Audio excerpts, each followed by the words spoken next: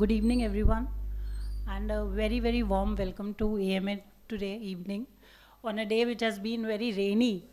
And it's actually a miracle that we have been able to conduct this program when Ahmedabad is under an orange and a yellow alert. So, and we are very fortunate to have ma'am with us today. Ms. Vijay Lakshmi has been practicing farming full time since 2006. She graduated with a permaculture design certification course in 2013 and a teacher's training course in 2017 from the Permaculture Research Institute of North America. Since 2013, she has conducted over 300 workshops on urban permaculture in various parts of southern India and has undertaken over 7 projects. Her previous projects have encompassed corporate trainings on permaculture, soil building, and the preparation of bioenzymes, along with the implementation of waste management strategies at both corporate and home level.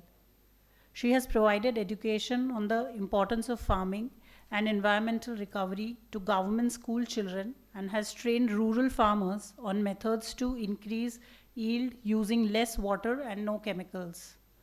Furthermore, she has conducted training for the Pollution Control Board in Bangalore on crucial topics such as forest fire prevention, deforestation prevention, and waste management at the zonal level. Her corporate partners for these initiatives include Oracle, IBM, Ingersoll Land, and VMware. We are very lucky to have ma'am with us today, and it's going to be a very interesting conversation and knowledge sharing from whatever we had before the session. It's really going to be a session worth looking forward to. We welcome you, ma'am, at AMA today. Thank you so much.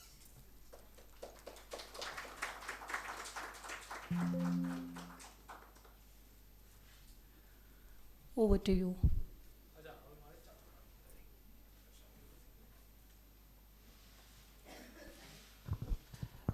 કેમ છો બધા?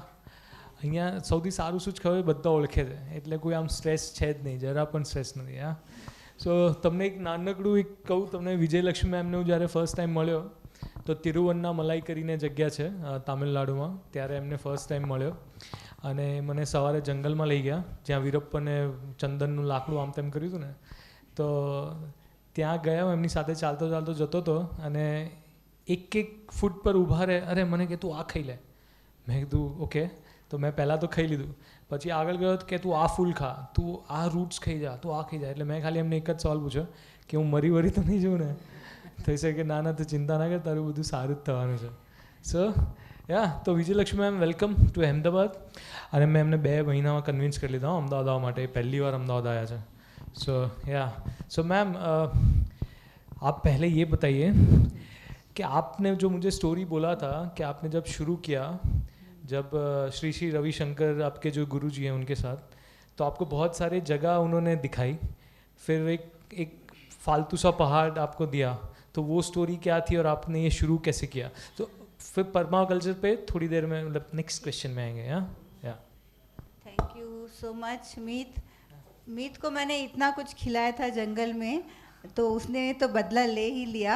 कल मैं जब land हुई तब से मुझे इतना खिलाया है गुज्जू खाना अभी तक मुझे इतना अच्छा अच्छा खाना खिला के बदला ले लिया. या वेरी नाइस. तो 2013 में हम लोग को we are very blessed that मेरे जो मेंटर थे वेंकटेश धर्मराज, बहुत अच्छे इंसान थे, बहुत नॉलेजेबल. वो अब नहीं रहे.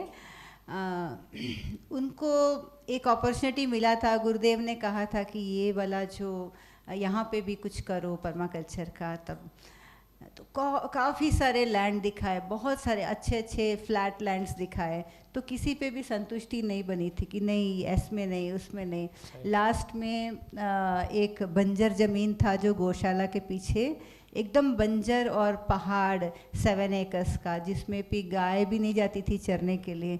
ऐसे ज़मीन को बोले दिखाए तो वहीं बैठ गए, बोले this is the one I wanted. So मैं यहीं से शुरू करना चाहूँगी कि द मोस्ट डिग्रेडेड लैंड को भी हम कन्वर्ट करने का जो बाउंटीफुल ब्यूटीफुल बनाने का जो अपॉर्चुनिटी है, तो ये डिज़ाइन सिस्टम आपको देता है. That is permaculture, which is permanent agriculture and permanent culture. Okay. तो फिर आपने पहाड़ों पे जैसे जब बोलते हैं कि एग्रीकल्चर के लिए ज़मीन होना या सॉइल अच्छी होना बहुत ज़रूरी है, तो पहाड़ पे तो सिर्फ पत्थर ही रहते होंगे, तो वहाँ पे आपने सॉइल कैसे बनाया? अभी ना एग्जाम्पल, आप रोड में जब भी जाते हो, कहीं पे भी थोड़ा धूल मिट्टी है, तो उसमें उस धूल में से भी तो प्लांट्स उग जाते हैं ना. तो प्लांट्स को उगने के लिए थोड़ा सा डस्ट चाहिए, थोड़ा सपोर्ट चाहिए, उतना ही चाहिए. तो ये पहाड़ के लिए हमारा मेन सोर्स था उस एरिया का जितना भी पत्ते गिरते हैं या ड्राई वेस्ट है, खाया तो किचन में जो अर्का प्लेट है ना, सुपारी का प्लेट बनता आजकल, वो सब है. ये सब कुछ हमने रिसाइकल किया, उसी का हमने सॉइल बिल्डिंग किया. काफ़ी सारे किचन से बहुत सारे ट्रैक्टर भर के आते थे, वेजिटेबल पील, वो सब से हमने सॉइल बिल्ड किया. एंड पहाड़ के ऊपर एक 30 डेज़ में बन चुका था, एंड 90 डेज़ में हमने हार्वेस्ट भी कर लिया. एंड आज एग्जैक्टली 10 साल लगे मुझे इस स्टेज में ये बताने के लिए, आपने मौका दिया इसलिए.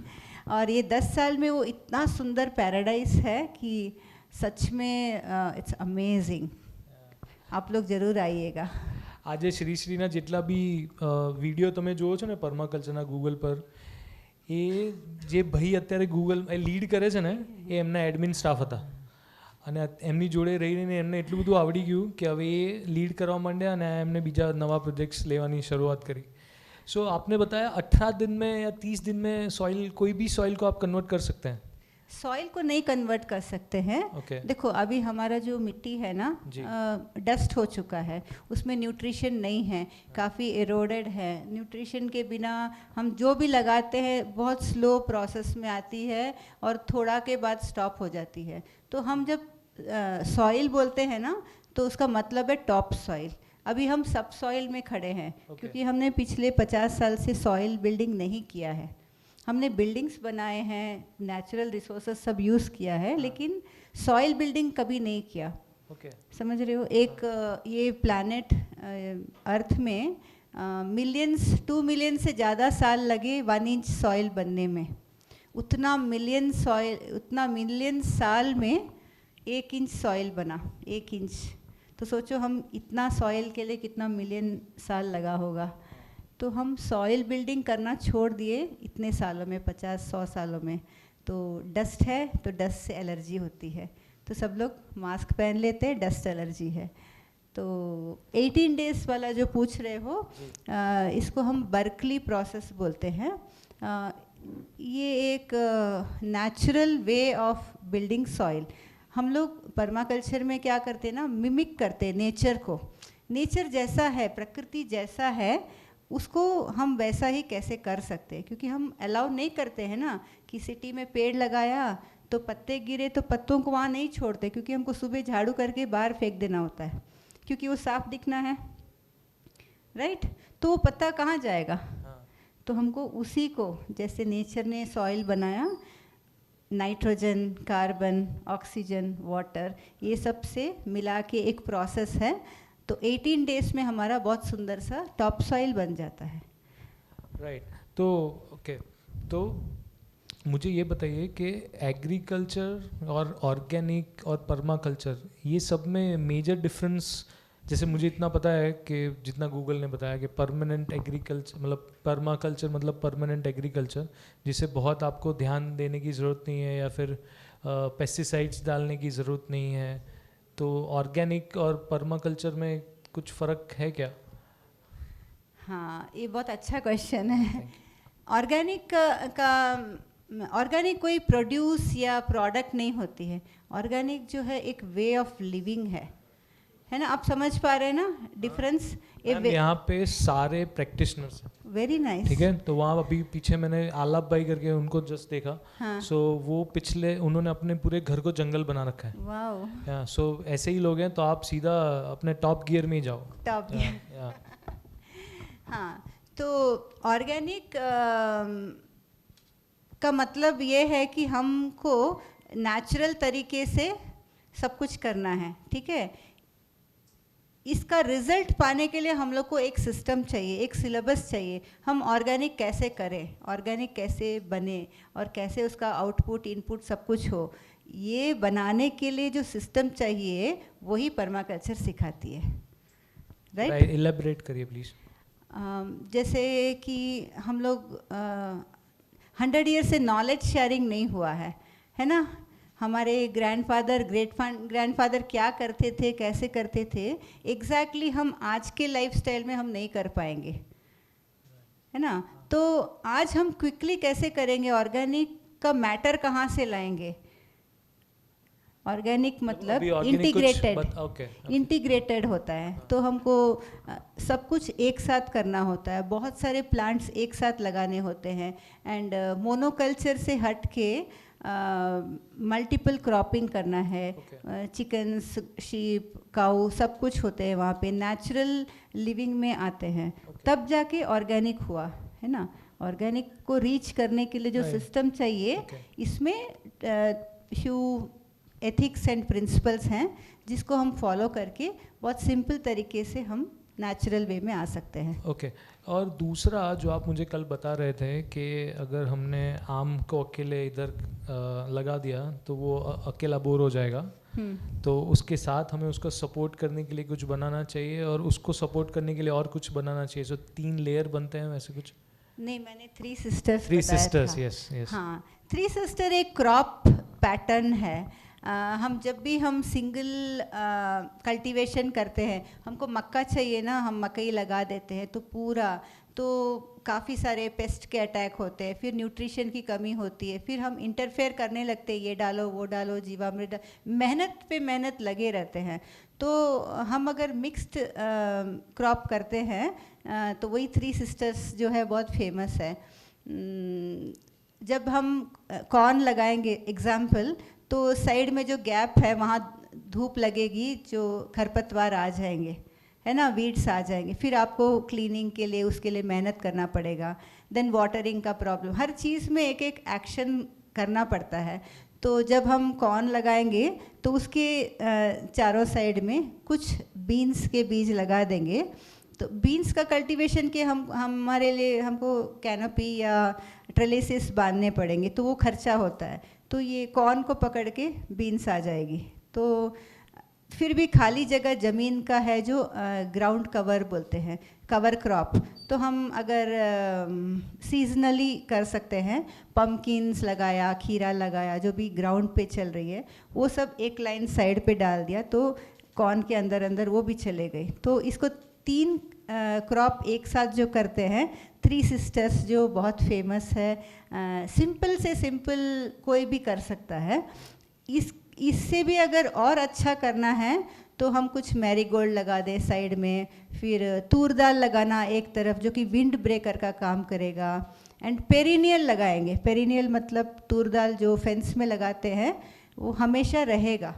ऐसा नहीं कि आप टिल कर दिया नेक्स्ट टाइम फिर लगाया, फिर मेहनत नहीं करना है, कम मेहनत करना है, ज़्यादा प्रॉफिट पाना है, दैट इज़ पर्माकल्चर।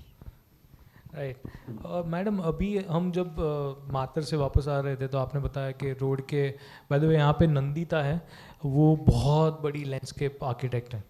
तो हम नंदिता के लिए ये क्वेश्चन मैंने स्पेशली अभी बनाया कि क्योंकि वो ऐसे ही जस्ट जब सबको ब्यूटीफुल चाहिए, राइट, घर के आजू बाजू सब ब्यूटिफिकेशन चाहिए, तो हमें ब्यूटिफिकेशन के साथ उसको सस्टेनेबल बनाना है या ऐसे कुछ जो इकोसिस्टम को या इकोलॉजी को एक्चुअली बेनिफिट करे, तो वैसे कुछ कर सकते हैं। जैसे रास्ते में था तो आपने बोला कि अभी इसमें मेहंदी लगी हुई है, राइट, तो मेहंदी से हम एक्चुअली लोगों को काम दे सकते हैं, या कोई ऐसा फ्लावर को जो लाइट भी रोक दे और इकोसिस्टम का भी काम करे। ये हाईवेज पे जो देखा जी था जी उसका, हाँ, हाईवेज पे मोस्टली धुरंता लगाते हैं, पेपर फ्लावर लगाते हैं एंड काफ़ी सारे इजी मेंटेनेंस, नो मेंटेनेंस बोल सकते हैं कि रोड साइड में तो कोई जाके काम नहीं करने वाला, उसका कटाई छटाई प्रूनिंग या फिर हार्वेस्टिंग कुछ नहीं होने वाला है. And that is only for the barricade for the right side and left side जो ड्राइव करते हैं उसमें आँख में रोशनी नहीं पड़े उसके लिए. तो हम लोग बहुत सारे edible, depending on the state and their culture. अब जैसे साउथ में हम लोग का फूल लगाते हैं, जैसे नंदी बट फूल, ये है ना, नंदी बट नहीं, अरली बोलते हैं, ऑरेंज कलर का, जो बंचेस में बुशेस में आते हैं. तो वैसे फ्लावर लगाते हैं जो कि रूरल लोगों को उसमें से जो हार्वेस्ट है उसका माला बना के बेचते हैं, तो उनको एक लाइवलीहुड मिल जाता है. Some plant which is giving you a harvest for the people nearby, local people, and they will get some income.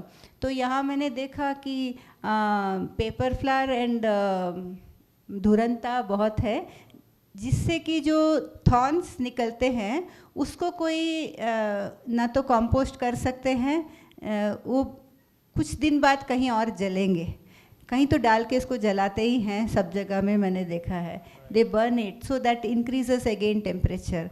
तो हम ऑल्टरनेट कुछ और सोच सकते हैं जिससे कि लोगों का बेनिफिट हो एंड सम लाइवलीहुड लोकल लोगों को हो जाए. जैसे मेहंदी मैंने एक सजेस्ट किया है, एंड इंडिगो मेहंदी ऐसे मिक्स करके भी लगा सकते हैं, सबको रोज़ काम आ जाती है. एंड बहुत सारे ऐसे बुश में हैं जो. और मैडम यहाँ पे बहुत सारे ऐसे लोग हैं जो अपने घर में खुद से अपने खुद के वेजिटेबल्स लगा रहे हैं और खुद का ही एंजाइम्स बना रहे हैं और खुद का ही सब कुछ खुद कर रहे हैं. तो एक्चुअली मैं अभी तक, मुझे पता नहीं सब लोग समझ पाए होंगे नहीं, पर पर्माकल्चर एग्जैक्टली, पर्माकल्चर और सस्टेनेबिलिटी का रिलेशन प्रिसाइजली आप कैसे डिफाइन कर सकते हो? क्योंकि देखो यहाँ पे आई एम श्योर बहुत कम लोगों को पता है कि पर्माकल्चर एक्चुअली क्या है. तो हमने बहुत सारी बातें करी, पर अभी भी मुझे ऐसा लग रहा है कि पर्माकल्चर के बारे में अभी और थोड़ा सा उनको स्पेसिफिक क्या उसका सिस्टम रहता है, कैसे काम करता है, ये पूरा अगर कुछ तो उसका ब्रीफ आप दे पाएँ तो प्लीज़. हाँ, पर्माकल्चर है ना एक urban planning and rural landscape designing, दोनों में बहुत सुंदर सा सेट हो जाएगा. अर्बन में जब रहते हैं तो अर्बन के हिसाब से हम कर सकते हैं, रूरल में जैसे हैं उसके हिसाब, क्योंकि जगह उस तरह से होगी. तो मुझे ये समझ आ रही है क्वेश्चन, क्योंकि अर्बन के लोगों को ये रहेगा कि हम मैक्सिमम अपना जगह को कैसे यूटिलाइज करेंगे एंड रिसाइकल कैसे करेंगे, रीयूज़ कैसे करेंगे, है ना.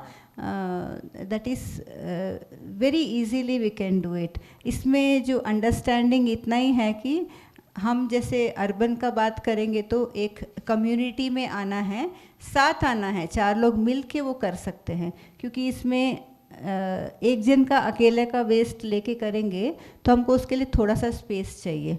हम बालकनी में जितना भी करना चाहेंगे हमको वो जगह कम पड़ जाएगा. तो कम्युनिटी बनाने के लिए urban planning is very good. And rural में पर्माकल्चर बोलोगे तो एक लैंडस्केप डिज़ाइनिंग है.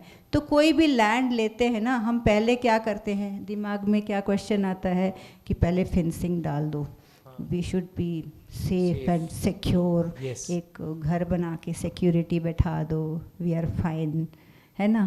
तो ये जो है ना, सबसे पहले फेंसिंग डालना और बोरवेल डालना एंड एक security is a security. People don't understand, they are not farmers, they are not trained farmers. So हमको ट्रेनिंग में लोगों को लाना है. रूरल में हम ये जब 3 काम करना छोड़ दिए तो आप पूछेंगे क्या, कहाँ से शुरू करोगे, है ना.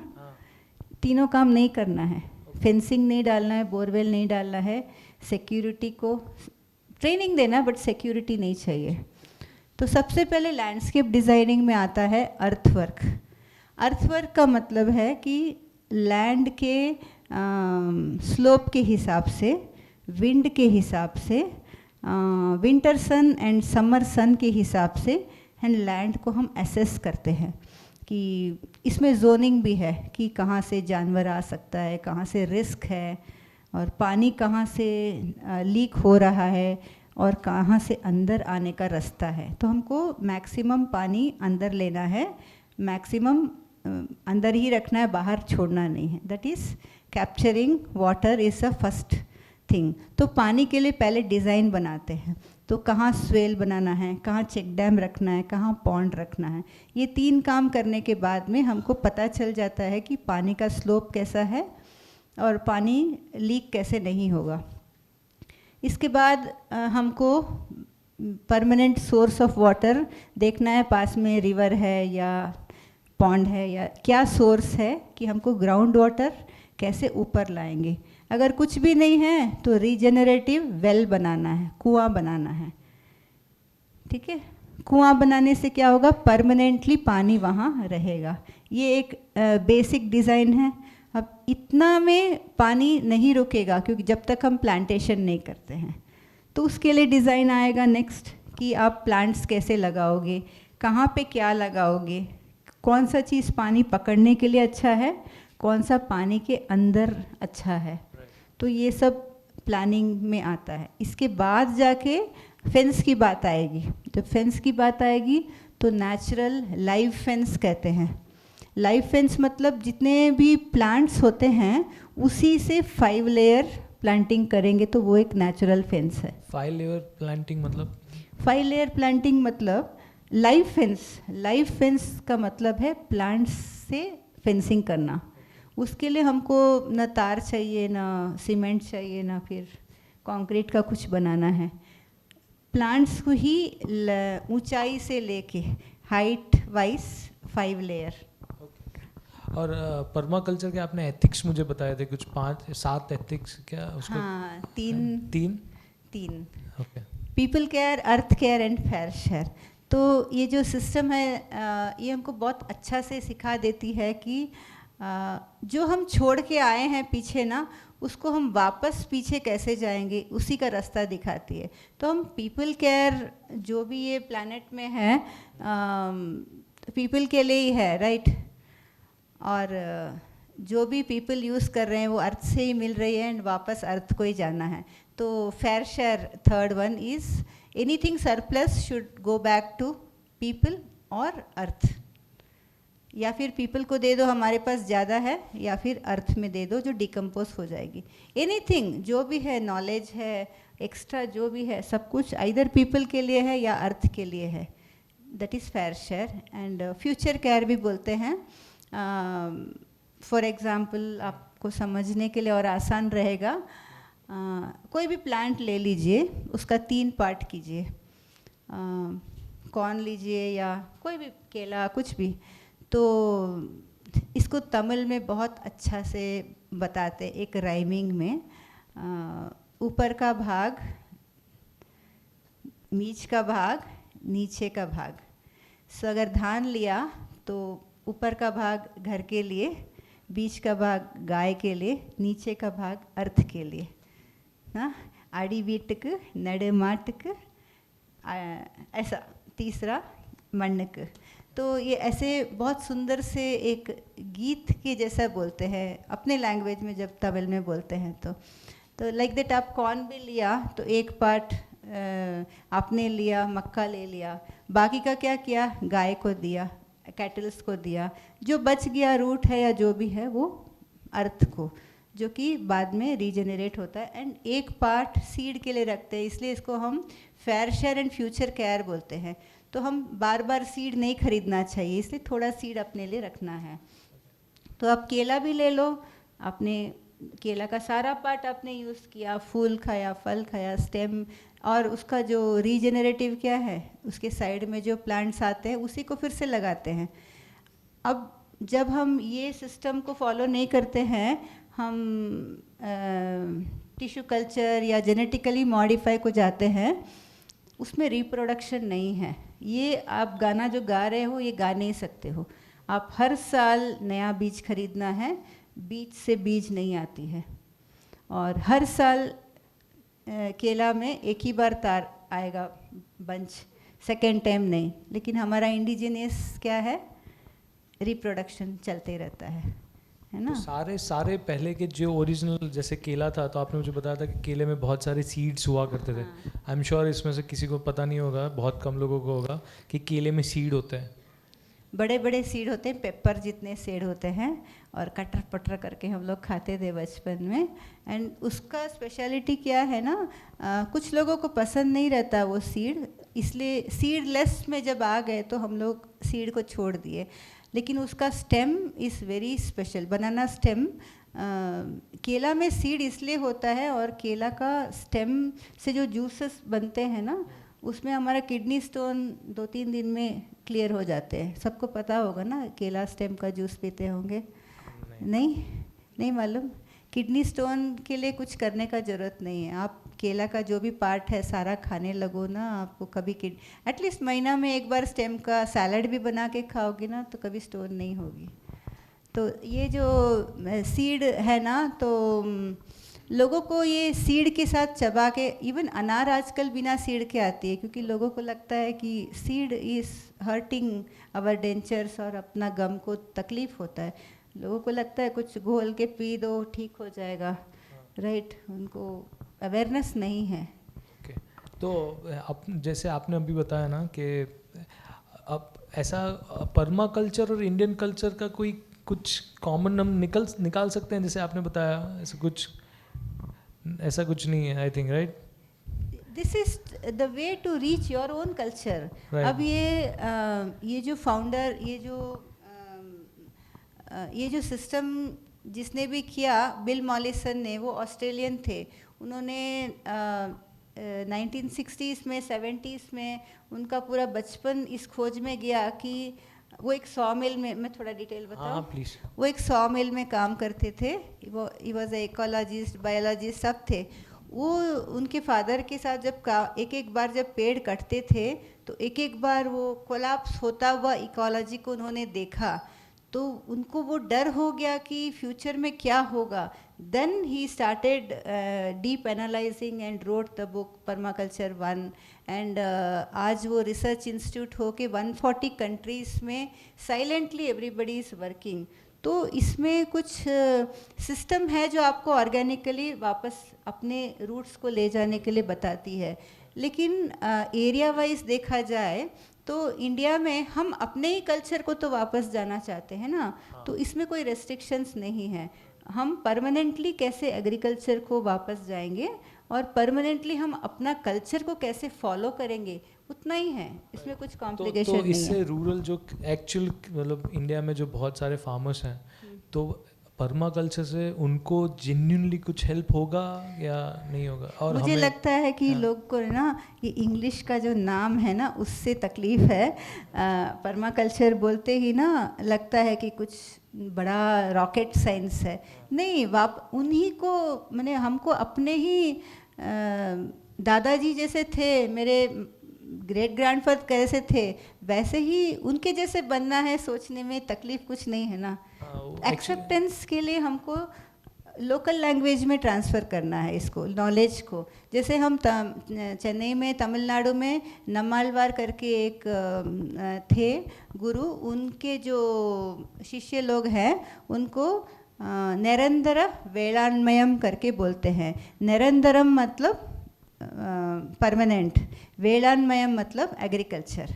तो उन्होंने उस भाषा में उसको कन्वर्ट किया। निरंतर वेलान्मयम, वो हम तमिलनाडु के लोगों को बहुत जल्दी से एक्सेप्टेंस हो जाता है। अब हम यहाँ पे जब परमानेंट एग्रीकल्चर बोलो या परमानेंट कल्चर बोलो, तो ये गांव में हो या सिटी में हो, वो बिलोंगिंगनेस थोड़ा डिफरेंट लगता है। तो हम स्थायी कृषि बोल सकते हैं। परमानेंट मतलब स्थायी, एग्रीकल्चर इज कृषि। तब स्थायी कृषि बोलेंगे तो सच में आप लोगों को रीच करोगे। मतलब उनसे उनका फ़ायदा होगा, नहीं होगा, होगा तो कैसे होगा? फ़ायदा तो सबको होगा। आपको मतलब मैं अगर ट्रेडिशनल खेती कर रहा हूँ, हाँ, मेरी ज़मीन जो भी है अभी तक, जो भी ख़राब हो चुकी है या अच्छी हो चुकी जो भी है, और मुझे उसमें से प्रोडक्शन लाना है, मेरा घर चलाना है, और उसके पास पैसा कम है, तो फिर परमा कल्चर कैसे काम करेगा? बहुत ज़्यादा रिच बन जाएगा वो बंदा तो। अच्छा, हाँ, तो ठीक है। क्योंकि ट्रेडिशनल थोड़ा सा और बता देती हूँ डिटेल में, क्योंकि ये क्वेश्चन सब में अंदर रहता है। Traditional agriculture is labour intensive, बहुत मेहनत करना पड़ता है उनका, क्योंकि टिलिंग में खर्चा है, डीवीडिंग में खर्चा है, फिर आजकल और भी जीवामृत बनाओ, घोल बनाओ, बहुत कुछ बोलते हैं कि ट्रेडिशनल है तो बहुत मेहनत करना पड़ता है। तो it's a labour intensive, whether they are educated और फार्मर और हाइब्रिड लोग हैं, सिटी में रहते हैं, गांव जाते हैं, सबके लिए वर्क इस वर्क ना, तो लेबर इंटेंसिव है। अगर आप कन्वेंशनल मेथड, मॉडर्न एग्रीकल्चर बोलोगे ना, तो वेरी हाई एनर्जी इंटेंसिव है। आपको बहुत सारा ग्रीन हाउस बनाना है, ड्रिप्स लगाना है, फिर आपको पेस्टिसाइड देना है, बहुत रिच होना चाहिए। अगर आप पॉली हाउस लगाते हो या फिर हाइड्रोपोनिक्स वगैरह करते हो तो आपको बहुत पैसा चाहिए। आप पैसा लगाते रहोगे और बीमारी भी लाते रहोगे और कैंसर हॉस्पिटल भी बढ़ता जाएगा। बीमारी और उसका क्या लेना है? क्योंकि जो आप कन्वेंशनल मेथड में इंडस्ट्रियल एग्रीकल्चर करोगे तो वो सीड आपका जीएमओ होगा, और जीएमओ विदाउट केमिकल्स नहीं आएंगे, उनको फीड करना पड़ेगा, तो खर्चा। सो जो जीएमओ वाले मार्केट में जो इंडस्ट्रियल, आपको लगता होगा industrial agriculture is feeding the society, नहीं, 10% मार्जिनल फार्मर्स आर फीडिंग अस।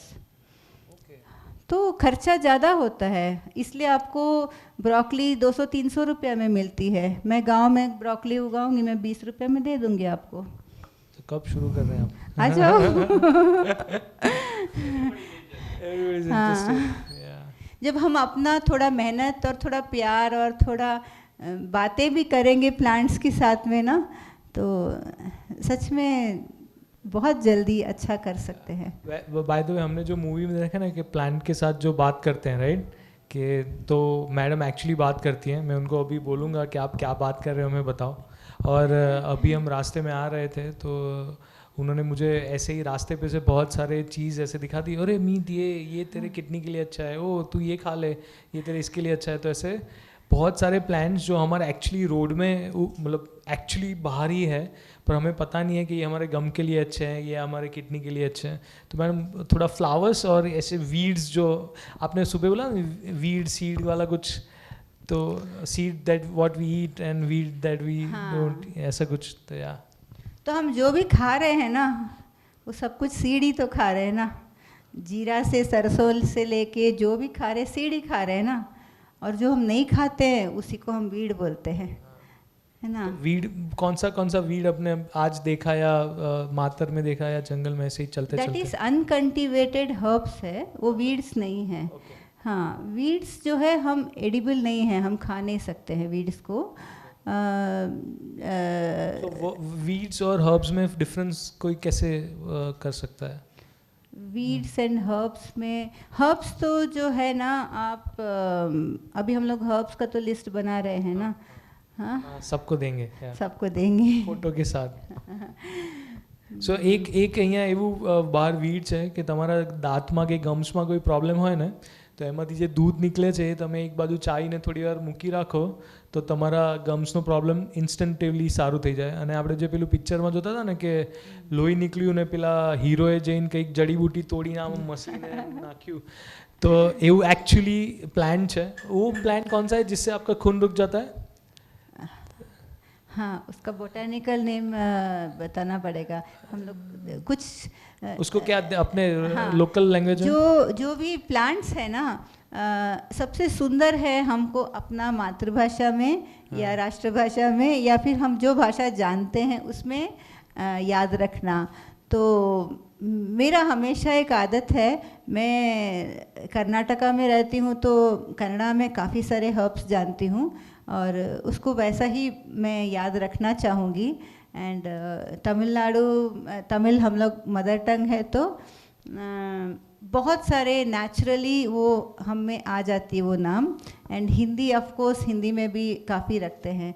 तो ये जो है इसको काका एला बोलते हैं और ये डायबिटिक के लिए बहुत अच्छा है। एंड जो कि जिसका कि फूल ऐसा हेड जैसा है, छोटा फूल और स्टेम, हम लोग ऐसे मार के खेलते थे, कितना दूर जाएगा बचपन में, याद है? ये सारे जो मैम बोल रहे हैं ना वो एक्चुअली बाहर है। हाँ, सो ऐसा सब आप जस्ट वॉक क्रश करते किया, रहोगे वो हाँ, दिखता क्रश रहेगा। किया और लगाया तो इवन डीप कट होने से भी इंस्टेंटली ब्लीडिंग रुक जाते हैं।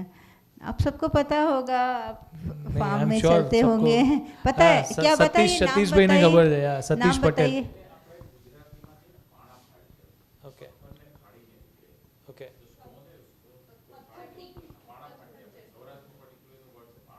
हाँ, छोटा हाँ, स्टेम हाँ, लंबा हाँ, है, right. हाँ। सतीश भाई भी हमें हेल्प करेंगे बुक लिखने वेरी में। Nice, very nice. तो आप लोग को पता है ना, बताइए आप लोग भी अपने लैंग्वेज में। હવે આપણે એક કામ કરીએ, હું એમને સવાલ તો સાંજ સુધી પૂછીશ કારણ કે અમને જો 2 દિવસ રહ્યો છું તો અહીંયા બધા જને બધું જ ખાસું બધું ખબર છે, તો જો તમારે આપણે એક કામ કરીએ, ઇન્ટરેક્ટિવ સેશન જ રાખીએ રાધર દેન ભાષણ. તો મને અત્યારે આંખોની સામે સીધા લોકેન્દ્ર સર દેખાયા છે, તો લોકેન્દ્ર સર તમે કઈ સવાલ સરસ પૂછવા માંગો? લોकेंद्र सर सस्टेनेबिलिटी के लिए, वाटर से कंजर्वेशन के लिए बहुत सालों से बहुत सीरियस काम कर रहे हैं. आइए, तो सर आप आइए, एक आध सवाल आप भी उनके लिए पूछिए एक chat। और थोड़ा चैट करिए, फिर मैं किसी और को इनवाइट करता हूँ. सर आइए, this is a informal session show, please आइए सर. लोकेंद्र सर ने मैं पकड़ी लिया है, दौड़ता दौड़ता है. आइए आइए, बैठिए।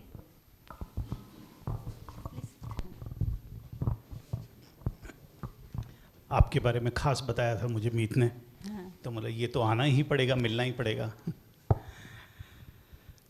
मैं एक चीज़ सोच रहा था, ये जो इतनी अच्छी बातें आप कर रही थी और बहुत सारी कोशिश हो रही है सब जगह कि केमिकल से दूर जाएं, नेचर के साथ वापस जुड़ें, जो प्राकृतिक चीज़ें हैं वही खाएं, उसी तरह से उगाएं, लेकिन डेटा ऐसा बता रहा है कि फिर भी भारत में केमिकल फर्टिलाइज़र और पेस्टिसाइड्स का कंजम्पशन अभी भी बढ़ रहा है।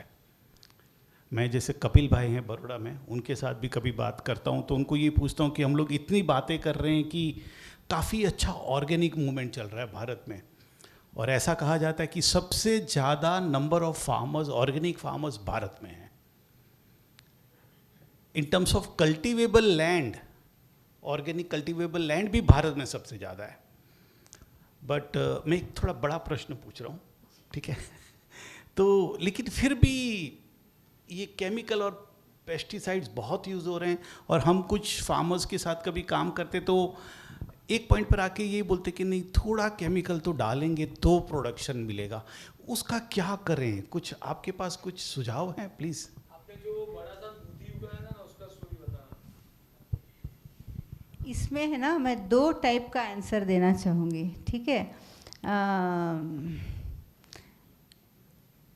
हम जब एक बड़ा एक मूवमेंट है, ये एक आंदोलन है, ये छोटी बात नहीं है कि हम 100 साल पीछे जाना है तो हम ऐसे जंप करके नहीं जा सकते हैं।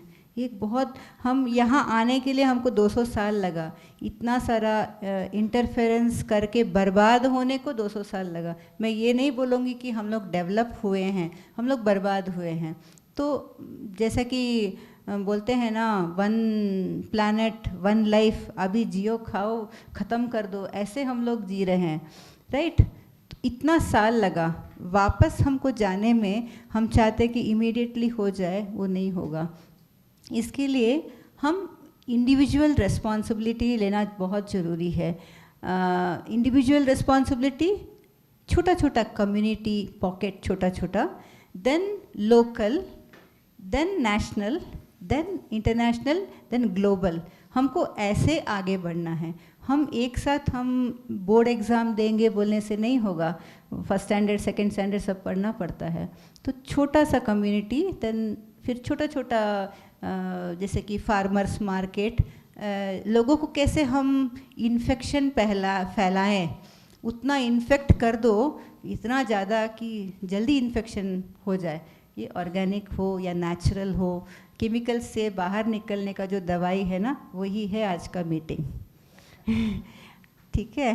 और रही बात, आप जो बड़े लेवल पे केमिकल्स का बात जब करते हैं ना, तो डरा देता है कि नहीं, वो एक डर है, एक खौफ है।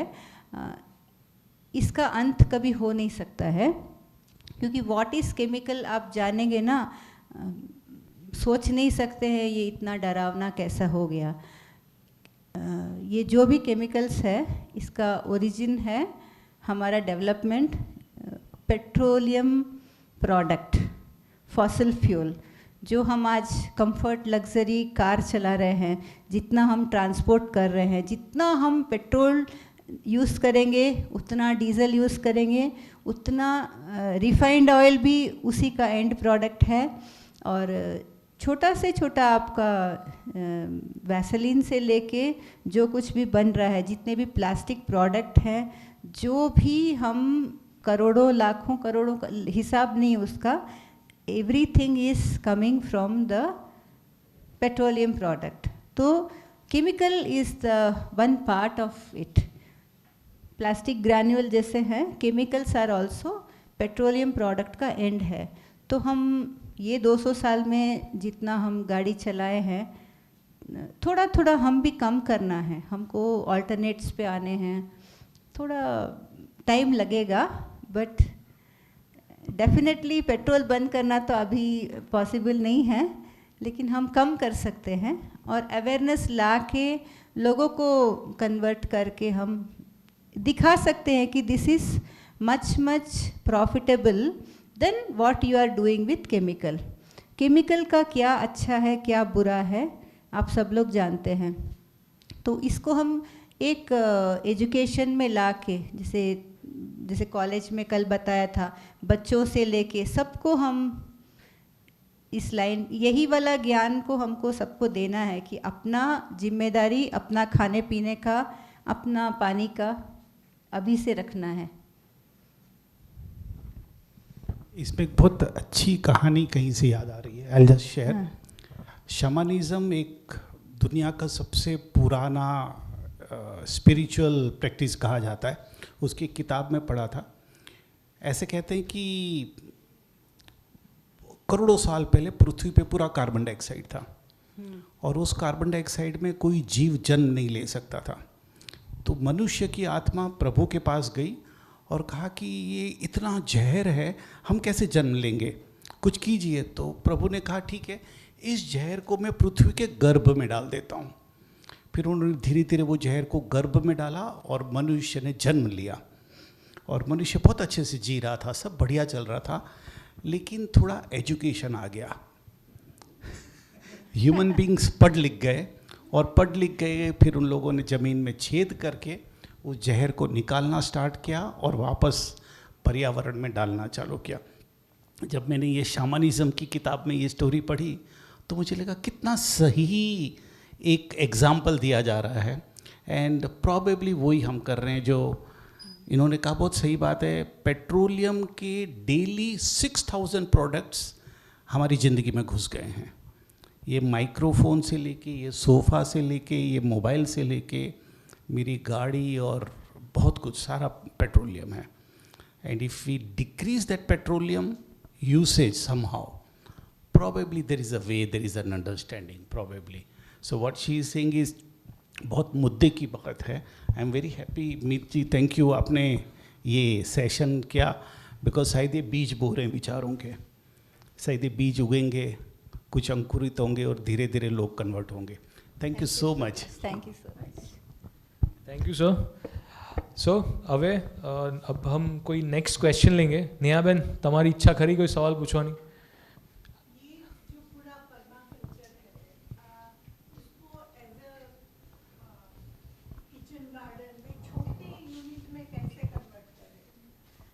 तो आप बैठ सकते हैं, ऐसा ऐसा I am comfortable. Very good.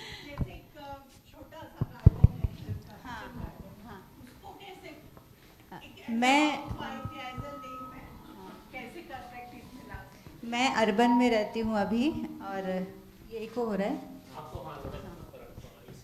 मेरे को वापस अपने जगह जाना। सो मेरे पास 10 से 60 स्क्वायर फीट का जगह है, उतना ही है। और 60 स्क्वायर फीट में मैं अपना सारा निकालती हूँ। मुझे बहुत सारे फ्लावर्स चाहिए पूजा के लिए, पान चाहिए एंड बहुत सारे हर्ब्स, मेडिसन एंड बहुत टोकरी भर भर के मैं इतना सब्जी उगाती हूँ कि मुझे 4 लोग को देना पड़ता है। जैसे बोलते हैं ना कि ऑर्गेनिक है तो छोटा ही होगा, ऐसा कुछ नहीं है। हम अपना इंडिजिनियस सीड्स अगर यूज़ करते हैं एंड ये जो सॉइल मैं बता रही हूँ अगर बनाना शुरू करेंगे तो हमारा लौकी इतने बड़े बड़े होंगे लौकी, एंड एकदम टेंडर एंड मल्टीपल क्रॉपिंग।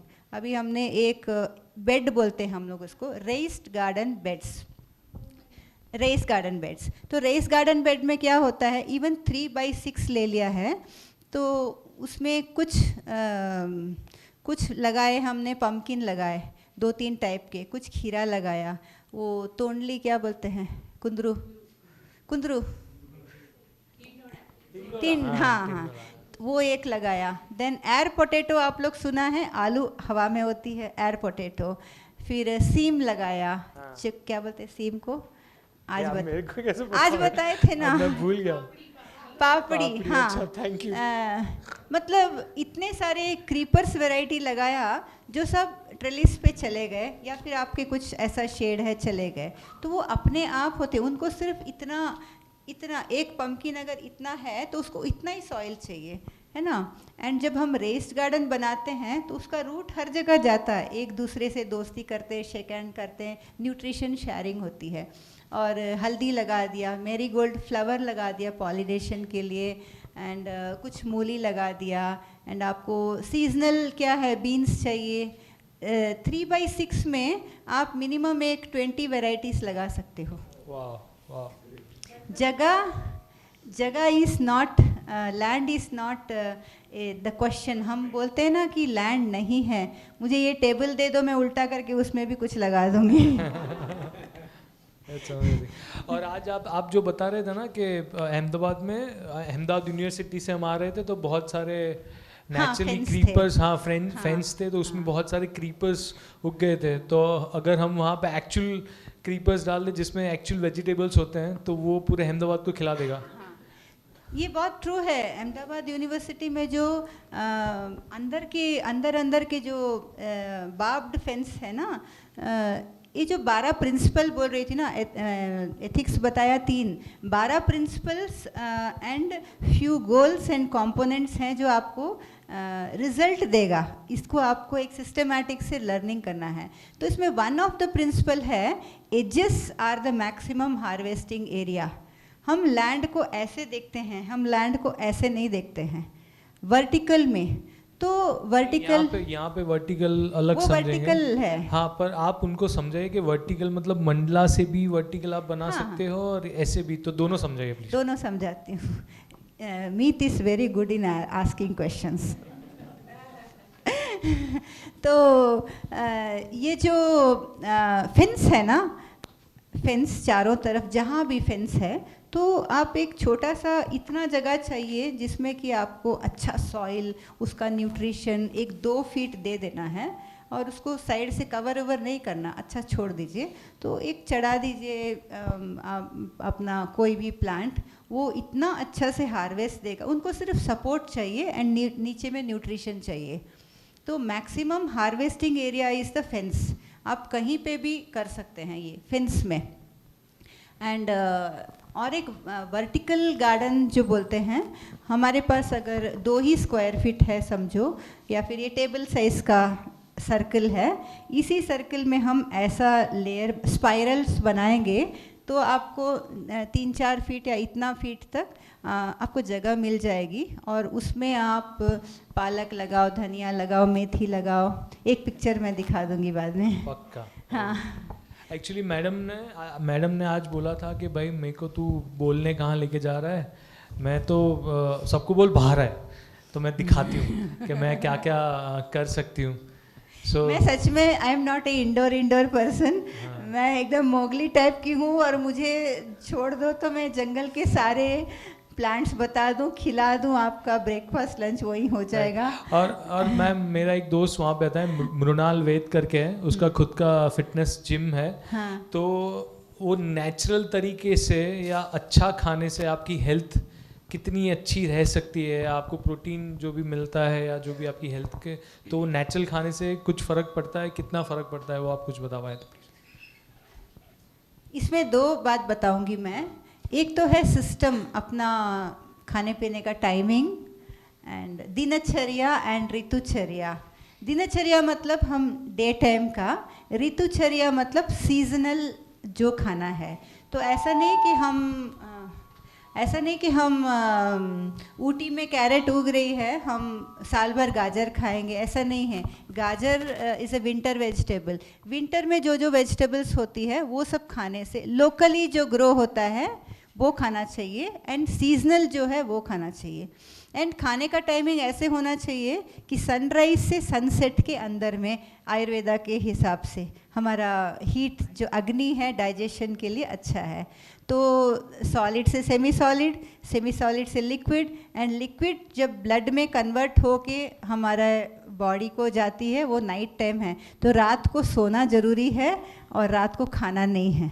रात भर खाओ और दिन भर सो तो दिन में वो बॉडी वो काम नहीं करती है जो रात में करती है, तो हमको फिटनेस नहीं आएगी। तो जो भी फिटनेस में है, दिन में अच्छा से खाइए, रात को अच्छा से आराम कीजिए, बस। नंदिता, તમારે કોઈ ક્વેશ્ચન છે?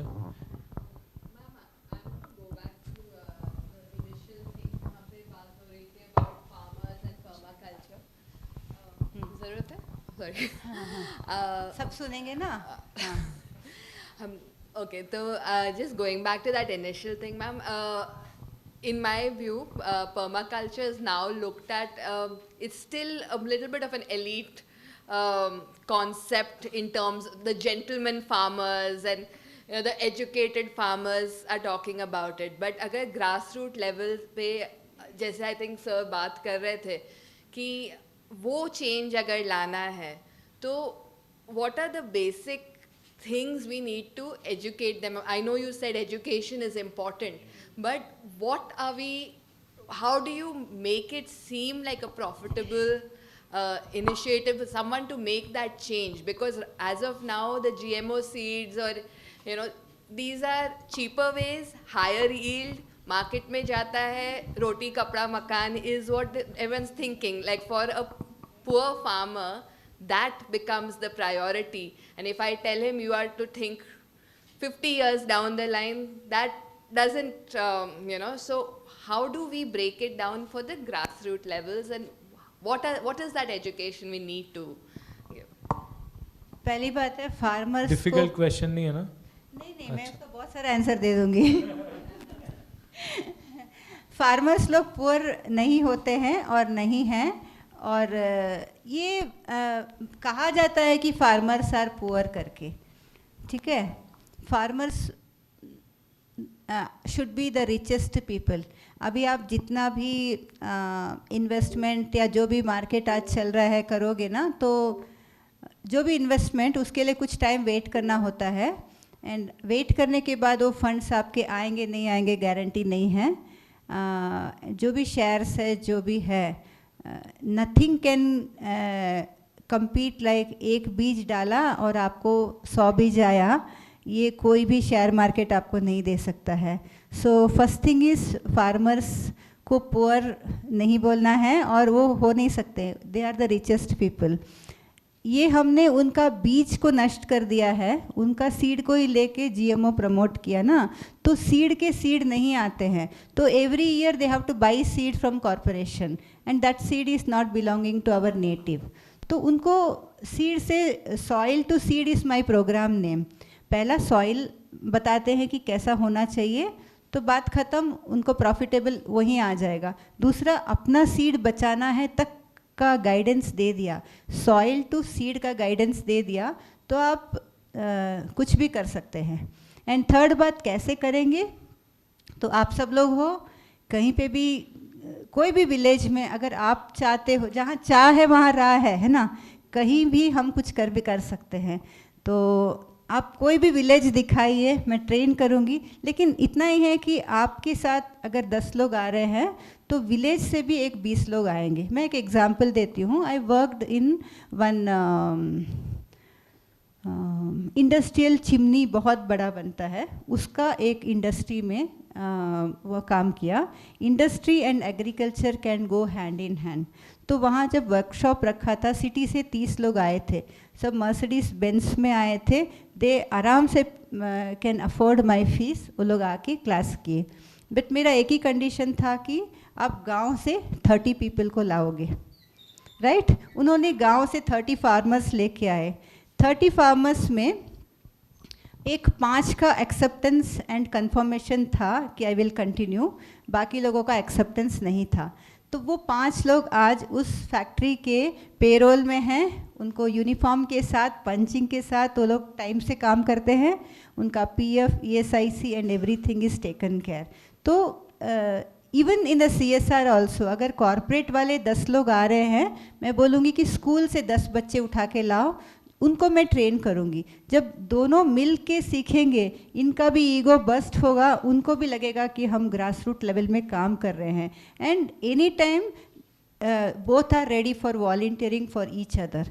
तभी हम साथ में एक कम्युनिटी बनाएंगे। अगर चेंज लाना है तो दोनों तरफ से एक्सेप्टेंस एंड कोशिश। पहला चीज़, अगर हम बीमार भी हैं तो हमको एक्सेप्ट करना है कि हमको दवाई चाहिए, मुझे हॉस्पिटल जाना है, या first I have to accept it, right? तो ये एक्सेप्टेंस जब के साथ, जब हम कन्विक्शन के साथ जब आगे बढ़ते हैं, तो डेफिनेटली हम बहुत अच्छा से कर सकते हैं। और कुछ एक्स्ट्रा पूछना है तो भी पूछ सकते हैं आप।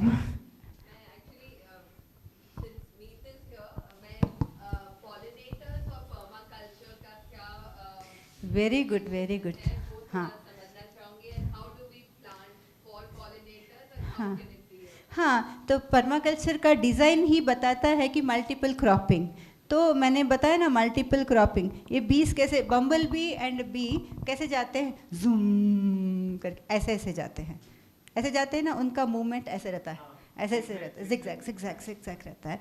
तो उसके हिसाब से हम यहाँ पे फ्लावर लगाया, यहाँ पे कुछ लगाया, या कॉलीफ्लावर लगा, कुछ भी मिक्स करके लगा दो, वो जब पॉलिनेट होगा तो द बेस्ट इज़ आपका क्रॉप बहुत अच्छा होगा। आप बहुत अच्छा हार्वेस्ट के साथ आपका सीड्स बनेंगे एंड आपको अनकंडीशनली हनी मिलेगा, और that will be very very very sweet Honey.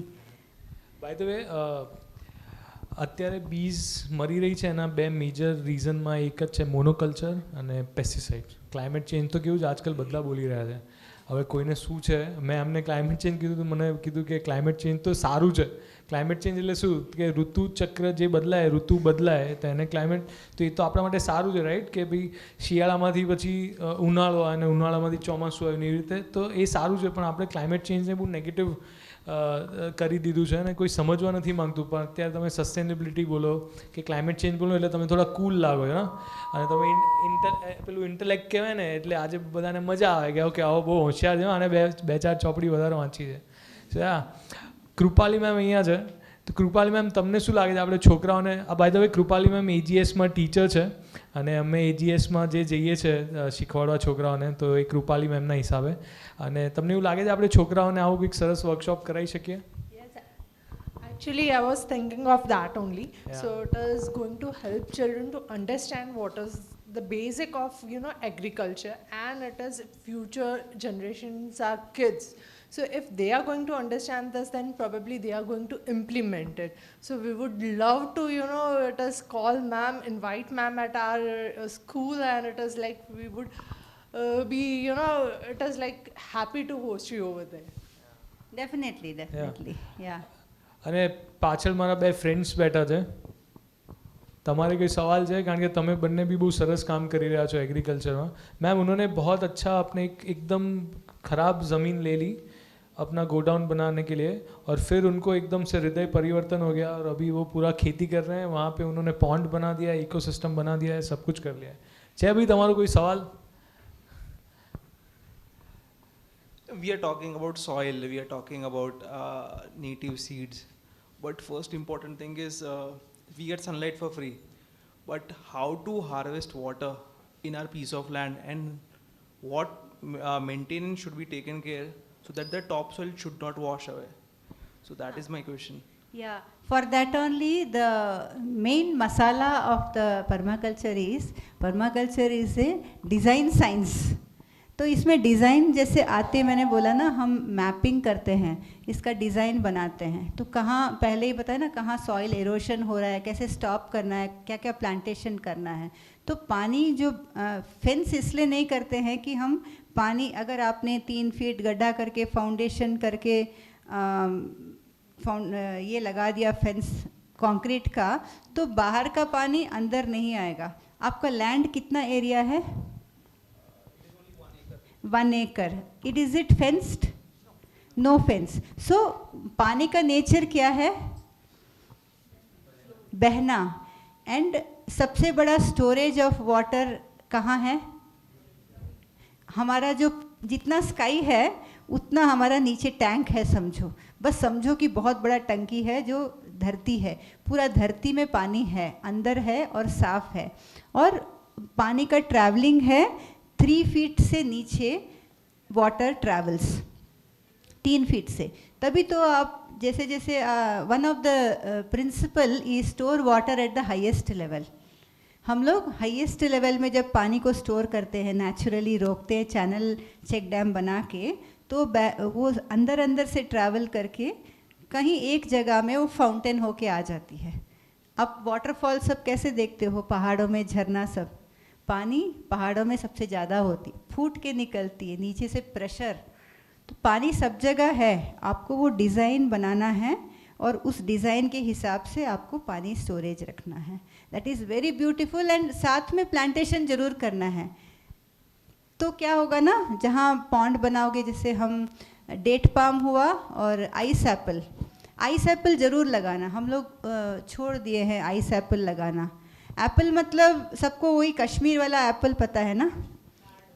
हाँ, ताड़. हाँ, एप्पल मतलब सब सिर्फ कश्मीर से जो आ रही है एप्पल, उसी को समझते. ए फॉर एप्पल जो सिखाते हैं. एक्चुअल एप्पल 20 टाइप के होते हैं जिसमें सेम न्यूट्रिशन, इसलिए एप्पल बोलते हैं. Ice apple, rose apple, Java apple, custard apple. Custard apple में सीताफल, रामफल, लक्ष्मण फल, हनुमान फल 4 है. और ये लक्ष्मण फल is best for cancer. Even 1 fruit is equal to 2 chemotherapy. आप एक फ्रूट खाओगे ना, एक कैंसर पेशेंट को कीमोथेरेपी का ज़रूरत नहीं पड़ेगा, राइट? तो ऐसे सब हम अपना जो प्लांट्स है वो सब लगाना है. इसको हम ना क्यों प्रॉफिटेबल बोलते हैं ना, सरप्लस प्रॉफिट बोलते हैं, क्योंकि हम फूड फॉरेस्ट बनाते हैं, फ्रूट फॉरेस्ट बनाते हैं. गाय है तो फॉडर फॉरेस्ट बनाते हैं. Earlier there was forest and we cut the forest and did agriculture. And now in this situation we are creating forest and growing food. तो क्या हुआ, हम वापस जा रहे हैं ना. हमको फॉरेस्ट बनाना है, फूड करना है. फूड में ऐसा नहीं कि हमको टिम्बर चाहिए, ठीक है टिम्बर लगाओ, अच्छा है, बट वो कहाँ लगाना है, फॉरेस्ट कहाँ बनाना अपना प्रॉपर्टी में. फिर अपना शेल्टर कहाँ रहेगा, शेल्टर से कितना पास में किचन गार्डन है, और अपाई को हो रहा है किचन गार्डन कितने पास में है. और बैठ जाओ, बेस्ट है. किचन गार्डन से हमारा सॉइल प्रिपरेशन का जगह कहाँ है, आइडेंटिफाई करना. ये भी डिज़ाइंस में आती है. आप पूछे ना 1 acre, you can design very beautifully. आपको सिर्फ जोनिंग बोलते हैं इसको. आपका कैटल्स कहाँ रहेंगे, कैटल्स का वेस्ट बाहर नहीं जाना है या फिर घर के अंदर नहीं आना, उस हिसाब से प्लान करना है. आपके हर्ब्स कहाँ रहेंगे, आपके पेरिनियल्स जो कहाँ रहेंगे, पेरिनियल्स. एंड एले क्रॉप बोलते हैं जो आपको दाल चावल जो भी लगाना, एले क्रॉप में लगाना है. कुछ कॉन्टोर्स आएंगे जो पानी को स्लो डाउन करेंगे. तो कॉन्टोर डिज़ाइन में कुछ गार्डन रहेगा जिसमें कि आप क्या क्या लगाओगे. तो पर्माकल्चर एक डिज़ाइन साइंस है जो बहुत आपको मल्टीपल वे से प्रॉफिट देगा. और आपको ये भी सोच के करना है कि आपका ज़रूरत क्या है. इसको बहुत सुंदर से एक बताते हैं कि land specific, client specific, climate specific. आपका लैंड आपको क्या दे सकती है, आपका क्लाइमेट में आपको क्या आ सकता है और आपका खुद का ज़रूरत क्या है, तो इस हिसाब से हम डिज़ाइन करते हैं। मुझे बहुत पसंद है मैं सोपनेट लगाऊं, शिकाकाई लगाऊं ताकि मेरा शैम्पू वगैरह रुक जाए, कुछ एंजाइम्स बनाऊं जिसमें मेरा फ्लोर क्लीनिंग आ जाए।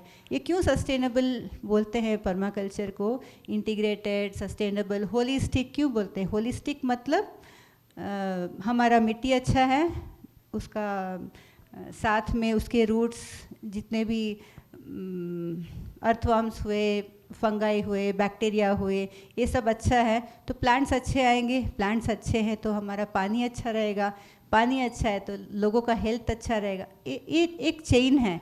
अगर हम सॉइल डिप्लीट कर दिया तो प्लांट्स नहीं आएंगे and everything is drop now.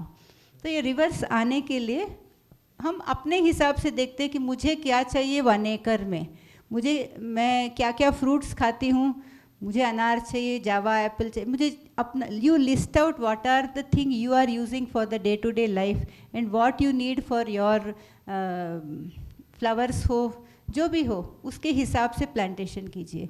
But timber भी रहेंगे, ये अपना डेट पाम एंड ताड़ भी रहेगा, वो सब विंड ब्रेकर का काम करते हैं। ठीक है, उस कहाँ रहना है, कहाँ लगाना है, that is the main masala of the design, that winter sun and summer sun is different, तो उस हिसाब से प्लांटेशन होती है। हाँ, ઈલાબેન કેમ છો? તમારે કંઈ પૂછવું છે?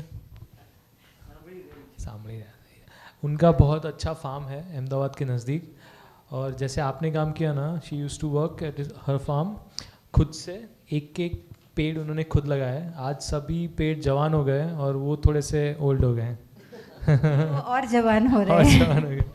So, आप लोग भी अपना एक्सपीरियंस शेयर कर सकते Yes, पूर्णा, हैं, क्योंकि तारा के मैं ही बात question कर रही हूँ ना, आप लोग भी बताइए, आप इतना अच्छा अच्छा काम कर रहे हैं ना। Hi, so I have a question in two parts. While all we are talking about here is creating the supply of the ecosystem and sustenance of the ecosystem, but the way I understand, and we are in Gujarat where people just talk business, so we also have to create demand. The kind of clients that I deal with often come to me and say, oh, healthy food is expensive, oh, taking care of nutrition is expensive. These are the same people who don't mind spending thousands and lakhs of rupees for alcohol, but they have issues spending it for healthier food. So one, how to influence them or push them to create the demand for the right kind of food so that eventually farmers and the whole ecosystem starts going towards the supply of it. And secondly, how can they also start doing this at scale so that the cost or the affordability in a point, because India is a vast socio-economic country that way, so the affordability also comes to a level where a layman does not have to think, because जो majority clients जो job करते हैं वो लोग यही बोलते हैं, यार वड़ा पाव 10 रुपये में मिलता है, मेरे को सैलेड का बोल महंगा पड़ता है, so I'll fill my stomach with that. So how to create that balance in the whole ecosystem? सस्ता और अच्छा। एक्चुअली ना हम लोग जब ये जो हम आए हैं लेवल पे, ये जो जर्नी है हमारा ये 50 साल का, ये इन्फ्लेशन हाइप सब किया हुआ है। ठीक है, एक्चुअली जो हम नेचुरल जो उगाएंगे और नेचुरल जो करेंगे उसमें हमारा कॉस्ट बहुत कम होना है, कॉस्ट को कम हो जाएगा। हमारा मेजर पार्ट ऑफ जो हाइप है, कॉस्टिंग का जो है लेबल है, वो कुछ लोगों के वजह से है। I don't mind explaining, because कुछ लोग इसको एक जब बिजनेस के रूप में देखते हैं, एक फार्मर का अंदाज में देखने, एक बिजनेस के अंदाज में देखने में दो अलग बात है। फार्मर का क्या है, मेरा खुद का लैंड है, मैं खुद मेहनत करता हूँ और मैं केमिकल नहीं डाल रहा हूँ, मेरे को 20 रुपया मिल जाएगा, मुझे काफ़ी है। बट इसको जो मार्केट तक पहुँचाता है या फिर ऑर्गेनिक ब्रांड में जब बिकता है तो वो ब्रांड का नाम बनाने में काफ़ी खर्चा होता है, उनका वेबसाइट हुआ, मार्केटिंग हुआ, टीम हुआ, तो ये जो ओवरहेड कॉस्ट उस किसान के सर पे आ जाता है। एंड ये एक मिथ है कि ऑर्गेनिक का मतलब कॉस्टली है। मुझे एक कुंदरू भी उगाना है तो मुझे कोई एफर्ट नहीं है, मैंने एक छोटा सा स्टिक लगाया और वो अपने उसको कुछ भी नहीं करना है, एंड मेरे हिसाब से मेरे जो स्टाइल से जब मल्चिंग करेंगे, कवर क्रॉप लगाएंगे, मल्टीपल करेंगे, तो मुझे उसके पास कुछ करने के लिए नहीं जाना, मुझे सिर्फ हार्वेस्टिंग का टाइम लगता है। एंड आप लोग सब जाओगे तो भी हार्वेस्टिंग के लिए टाइम लगेगा, आपको काम करने के लिए कुछ है नहीं वहाँ पे, आप सिर्फ एंजॉय करो और हार्वेस्ट करो। आप गैप समझ रहे हो कि मार्केट, फार्म से मार्केट तक जो ऑर्गेनिक का लेबल आता है उसमें कॉस्ट जाता है। एक्चुअली अगर कम्युनिटी बन जाता है तो everybody can afford it, but farmers के प्राइस से थोड़ा और प्राइस आप लोग, यही ब्रिज चाहिए।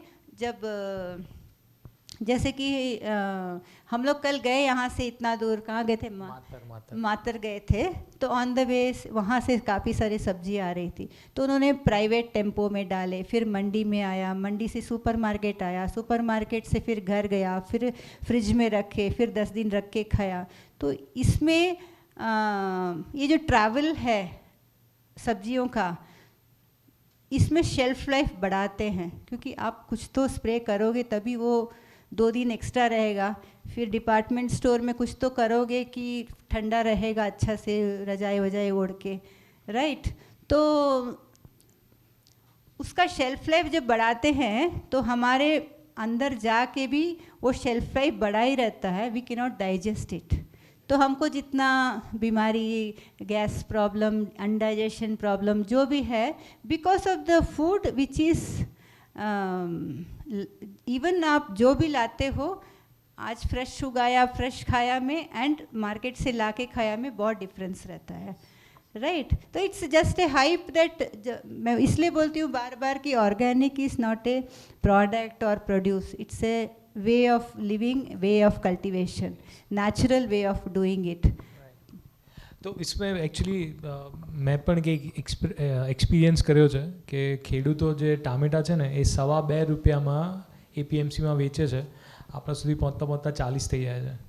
અને આમાં આપણો બી થોડો વાંક છે કે આપણને છે ને આમ કેળું આમ ચોખ્ખું જોઈએ છે, નો લાઈક ઓ વાવ મોટું છે, ચોખ્ખું છે। સો એટલે આપણે, એટલે પેલા લોકો શું કરે છે, હમણાં જ હું આદિવાસીઓને મળ્યો અહીંયા છોટાઉદેપુરમાં, તો ત્યાં બહુ બધા કેળા છે, રાઈટ। તો એ લોકો શું કરે છે, કેળા હાર્વેસ્ટ થયા, એને કેમિકલમાં બોળ્યું અને એને પેલામાં નાખી દીધું, એટલે 4 કલાક અહીંયા પહોંચતા આવે ત્યાં સુધી એકદમ પરફેક્ટ પીળું કેળું તમને ખાવા મળે, ને તમે જ્યારે ખાઓ ને એટલે વાહ શું કેળું છે। એટલે હવે એવું છે કે ડાઘો છે તો તમે ખાઓ, કે એના પર કોઈ કંઈ બી બેઠું છે તો તમે ખાઓ। પહેલાં આપણે એવું છોડી દેતા હતા, રાઈટ, કે આ ના ખાવું જોઈએ, પણ હવે ઊંધું થઈ ગયું છે, એટલા બધા પેસ્ટિસાઇડ નાખે છે કે એના પર કોઈ બેસતું જ નથી, એટલે આપણને એવું લાગે છે વાહ શું ચોખ્ખું છે। સો એટલે અમે એ પણ પ્રયત્ન કરી રહ્યા છે કે એક નાની કમ્યુનિટી બનાવીએ, એને અમે પ્રોજેક્ટ એડોપ્ટ ક્વીન કમ્યુનિટી કહીએ છીએ। એક સેકન્ડ આવું, અમારે આ બોલવું જરૂરી છે અત્યારે, okay.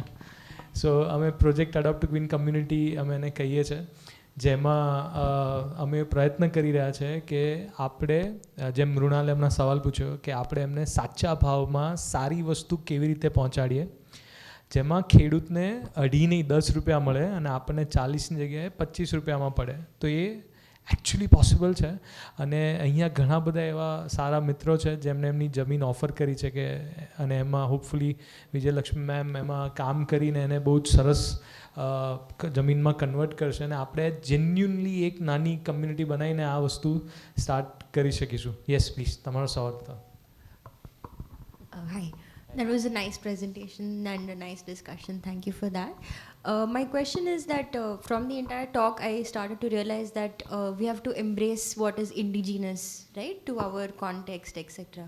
So my question is, where do you source these indigenous seeds and how do you propagate these indigenous species? Because they're not available in regular markets and things like that. So how did you start the seed for this initiative? अभी चाहिए? Yes, yes. લઈને આવ્યા છે। मैं हमेशा मेरे time पे ना एक वैनिटी केस हुआ करता था, VIP का makeup kit, you remember?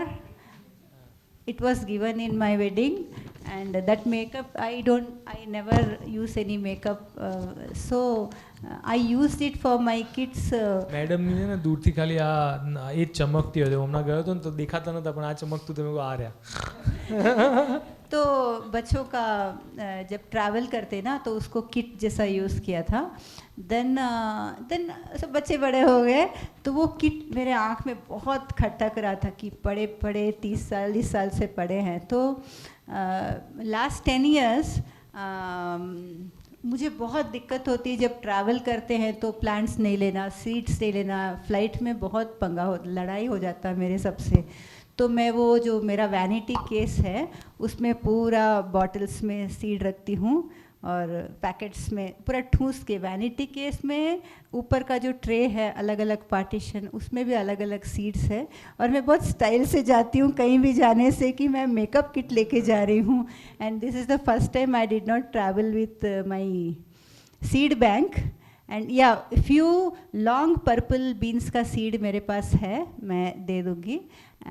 Generally when we create a community, whatever I have seed I will definitely share with you, but with a promise that you will definitely save and some return to me or some return to community. It should continue. That's amazing. Build your own seed. तो soil to seed का programme में आपको जो भी local है, जो भी indigenous है और डाइवर्सिटी, जैसे कि काफ़ी कुछ तमिलनाडु का सीड्स है ना, आपको अच्छा लगेगा. वाइट बैंगन, हाँ, I will share definitely.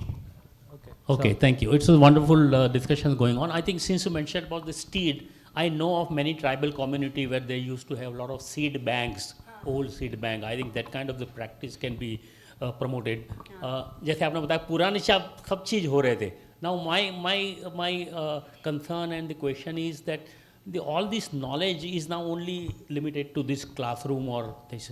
How can we really enhance it by way of two things? I think one is research and one is the education, spreading it through different medias. So what different mode and media we can use to reach to more and more people in terms of education, in terms of research?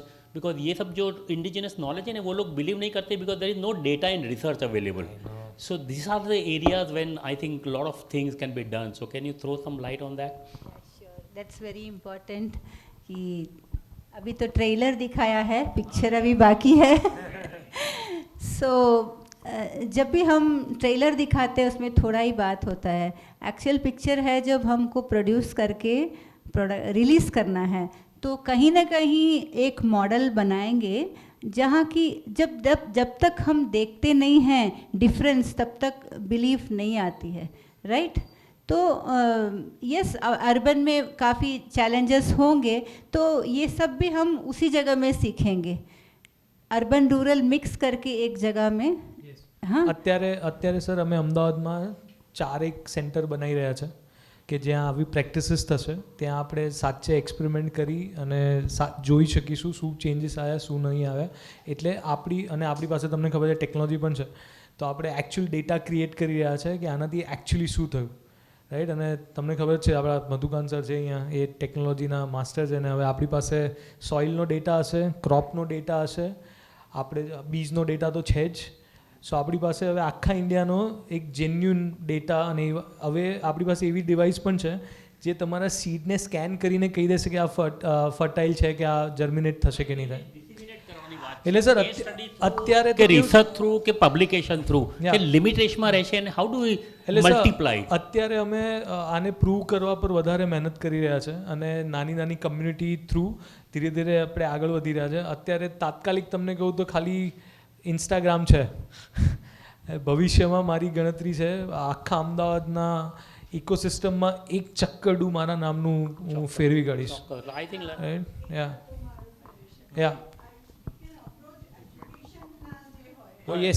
Yes કમ્પલસરીના બદલે agriculture compulsory. ના ચોક્કસ આપણે આપણી school ખોલી દઈશું ભવિષ્યમાં. નહીં, છોકરું બહાર નીકળશે શીખી જશે. नहीं, स्कूल्स लेवल में ना EVS सब्जेक्ट ऑलरेडी है.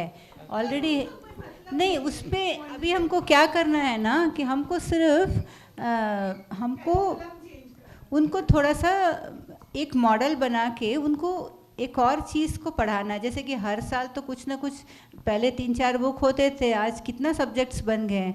तो इसको भी एक सब्जेक्ट में ला के प्रैक्टिकल में लाना है.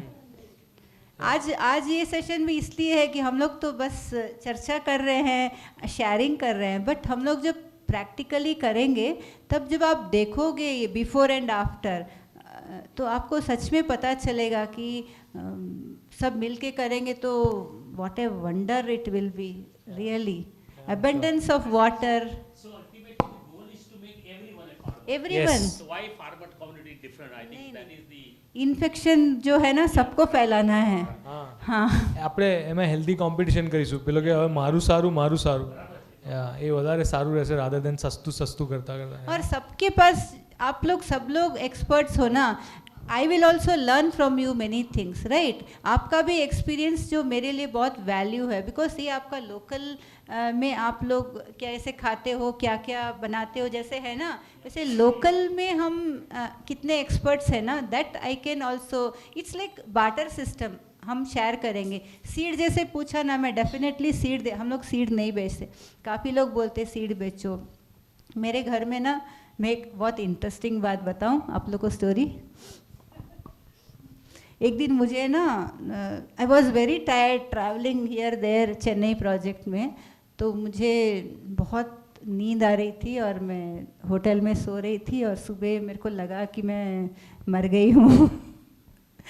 सो इट वॉज ए ड्रीम कि I am dead and after my death people are searching many things from me. तो सब लोग जहाँ जहाँ मैं, इवन माई कपड़े झाड़ रहे तो बीज गिर रहे हैं, मैं जहाँ जो भी निकाल रहे सिर्फ सीड गिर रहे हैं.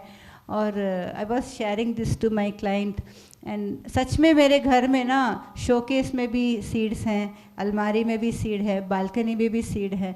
लाइक घर पूरा है ना एक म्यूज़ियम जैसा है. और सीड सीड सीड. तो घर में जो गेस्ट आते हैं, मम्मी भी अभी है, बोलते हर जगह सिर्फ तुम्हारा सीड ही दिख रहा है. मतलब यही है मेरे पास आज जो है ये नॉलेज एंड ये सीड है. तो दैट ड्रीम वॉज रियली मुझे हिला दिया कि सच में मैं नहीं हूँ.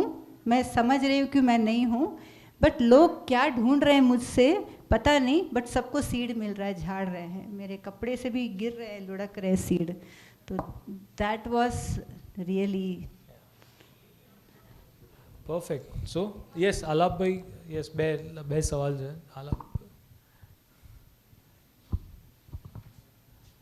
પહેલા આલાપભાઈને આપું પછી हेलो मैम. मीत भाई आलापभाईना घर में जंगल, इनके घर में जंगल बना हुआ है पूरा. अच्छा. मैंने एक्चुअली हमारे घर में से जो भी लोन थी वो निकाल के किचन गार्डन बना दिया है. अच्छा, एक 2-3 सवाल है. तो कि पर्माकल्चर में ट्रीज़ का बहुत इम्पोर्टेंस है. तो हमारे घर में इतनी जगह नहीं है कि हम बहुत सारे ट्रीज़ लगा सकें, तो आप उसके बारे में क्या कहते हैं. दूसरा है कि मीत भाई के आज બહુ સરસ ડિસ્કશન થયું છે અને મેમે કીધું આ ટ્રેલર છે. યસ. તો એ વધારે ડિટેલમાં જાણવું હોય કે પિક્ચર આગળ જોવું હોય તો આપણે ફ્રિકવન્ટલી આવું કંઈક સેશન ફરી રાખવાના છીએ? ના, ચોક્કસ. એના વિશે કંઈક અમે માતરમાં અને નાંદોલીમાં અત્યારે 2 જગ્યા 20-20 એકર છે, ત્યાં આ પ્રોજેક્ટની શરૂઆત કરી દીધી છે. સો હવે નેક્સ્ટ ટાઈમ આપણે લગભગ 1-8 મહિનામાં પાછા મળીશું અને આનું જે નેક્સ્ટ સેશન છે આગળ કેવી રીતે કરવાના છે, શું કરવાના છે, શું થઈ ચૂક્યું છે અને મેડમ આખું પ્લાનિંગ કેવી રીતે કરે છે, શું કરે છે. સો આપણે એના પર કામ શરૂ કરી દીધું છે અને હોપફુલી 1 મહિનાની અંદર આપણે આના પર પાછું ચર્ચા કરીશું. ઝૂમ ઉપર કેવું કંઈક જે પણ હા કરી શકાય છે. એટલે હું અત્યારે તમારા બધાના નંબર છે મારી પાસે, તો હું બધાને કનેક્ટ કરીને ફ્યુચરમાં એક સરસ ગ્રુપ બનાવી અને જેને જેને ઇન્ટરેસ્ટ હશે તો એમની સાથે આપણે આ કમ્યુનિટીમાં શેર ચોક્કસ કરીશું. અને આઈ થિંક આટલા સરસ બધા એક્સપર્ટ્સ કે જે ઇન્ટરેસ્ટેડ લોકો છે, તો એ આઈ થિંક શું કહેવાય ને, ગ્રુપ જેવું હોય કે મીન્સ જે વારંવાર કમ્યુનિકેટ કરી શકે, બીજા જોડે શેર કરી શકે. રાઈટ. તો એની ઉપર કંઈક definitely આલાભાઈ I work on it અને હું તમને ચોક્કસ બને એટલું વહેલું જણાવીશ. અને આ બધા ફેમિલી જ છે, હું બધા નામથી ઓળખું છું. સો યા तो वांदो नहीं आया. सो मैम वो क्वेश्चन था कि ट्रीज के बारे में, ट्रीज कैसे ज़्यादा कर सकते हैं कम जगह में. जो आपने बताया था ना कार्तिक भाई को कि छोटे से ड्रम में रूट्स हैं, आ जाएंगे तो उग मुझे जानना है कि आपके पास कम जगह मतलब कितना कम? 40 by 20 या 30 ऐसा कुछ होगा. ओपन स्पेस है? Yes. 40 by 30 फीट वो कम है? नहीं कम नहीं है, मतलब ट्रीज के लिए अगर, क्योंकि मुझे वेजिटेबल्स ग्रो करने हैं और फिर मैं ट्रीज भी लगाऊंगा तो उसके शेड में फिर वेजिटेबल्स सनलाइट के बिना ग्रो नहीं करेंगे ना। तो वो तो सब कैसे हैंडल नहीं, करें? हम लोग क्या करेंगे ना, पहले लिस्ट बनाएंगे कि आपको क्या ट्रीज चाहिए। अभी बताया ना कि आपका नीड क्या है, ठीक है। इसको ये सस्टेनेबल इसलिए कि पहला हमको अपना मैं सस्टेनेबल का पहले बताना चाहूँगी। हमारा जो भी खर्चा है, हम किस चीज़ पे खर्चा कर रहे हैं, आप वो लिस्ट बनाना, ठीक है। उस लिस्ट में आप अपना फूड के लिए कितना खर्चा कर रहे हो मेनली बनाना। उसमें फ्रूट्स का क्या है, वेजिटेबल का क्या है, ये सब अलग अलग लिस्ट बनाइए।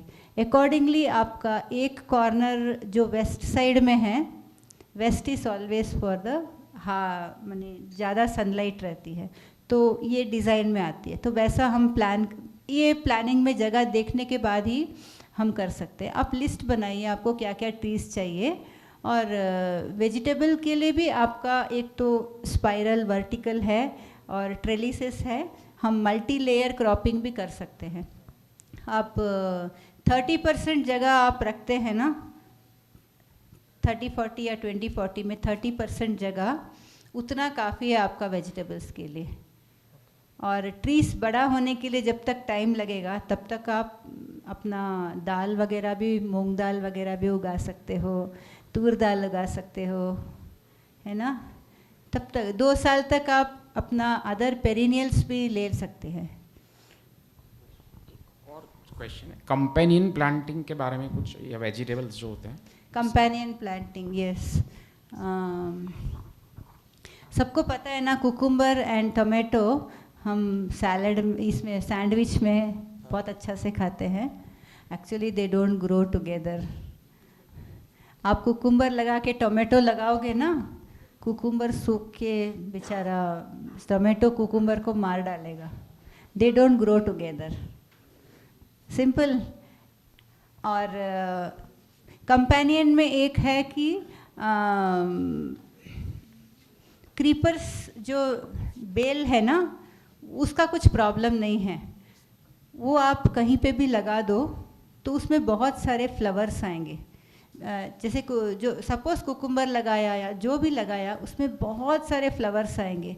तो जितने ज़्यादा फ्लावर्स आएंगे उतने ज़्यादा आपके बीस, बटरफ्लाई, बम्बल बीज सब आएंगे। तो कंपेनियन उसमें से आपको पेस्ट का प्रॉब्लम नहीं रहेगा। उसके साथ में कुछ रूट का लगा देना, जैसे कि भिंडी लगाया, मूली लगा दिया बगल में, तो आपका एक भिंडी अच्छा सॉइल बन गया तो 10 फीट तक जा सकता है। 1 भिंडी आप 30 हार्वेस्ट कर सकते हो। विथ दैट इज प्रॉफिटेबल, और विथ केमिकल 3 हार्वेस्ट किया प्रॉफिटेबल है। 30 is profitable, so let's go natural and make more profit. तो कंपेनियन में फ्लावर्स होना है, प्याज कुछ लगा सकते हो, स्ट्रॉन्ग स्मेल। एक और है चाइव्स, आप सुने हो चाइव्स? हाँ, सबको पता होगा चाइव्स, वेरी नाइस। चाइव्स लगाओगे तो आप कुछ भी लगा सकते हो, कंपेनियन हो गया। हाँ बताइए। परफेक्ट। लास्ट 2 क्वेश्चंस, 6:30 हो गए। તમે સવાલ પૂછતા હતા, right? One suggestion would like to say that as per my experience, I am working with MNC and being a corporate environmental sustainability head. So one experience, I also belongs to the village. So like मैंने भी अपना time पे till my college used to help my father for the farming and different kind of vegetables at the Charotar area, whatever we are able to grow, kela, bela, everything, we used to do that. And the same, the budding propagation that we had done at that age. And that is that insist me to choose this subject, environmental science. And being a corporate employee, I started to take that furthermore.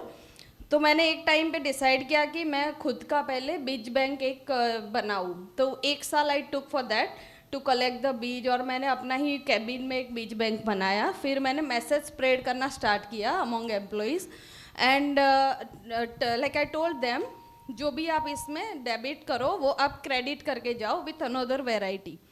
And that working very fine. I would like to say that now I am having a good diversity in my beach bank, and the employees who are coming, those are very happy that they able to revise their childhood when at that age might be there with their grandparents.